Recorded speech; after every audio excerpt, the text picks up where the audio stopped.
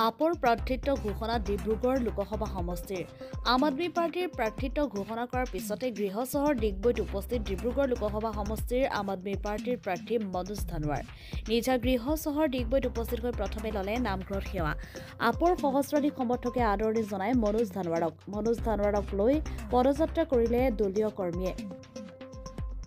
পিতৃ প্ৰয়াত ৰামেশ্বৰ ধানোৱাৰক স্মৰণ কৰি আৱেগিক মনোজ ধানোৱাৰ সাংবাদিকে লুৰিণজ্যোতি গগৈৰ প্ৰাৰ্থিত্বৰ সন্দৰ্ভত প্ৰশ্ন কৰাত নিজৰ মন্তব্য প্ৰকাশ কৰে যে বিৰোধী মিত্ৰজোঁটত লুৰিণজ্যোতি গগৈয়ে টিকট বিচাৰি আবেদন কৰা নাই আৰু এই সন্দৰ্ভত কোনো আলোচনাও হোৱা নাই এতিয়া আমি নজনাকৈ হৈছে যদি আমাৰ জ্ঞাত হোৱা নাই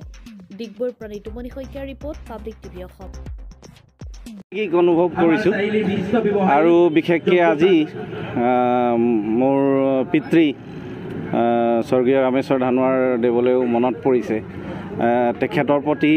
ডিগবৈবাসী ৰাইজৰ যি আন্তৰিকতা আছিল আজিৰ দিনতো যে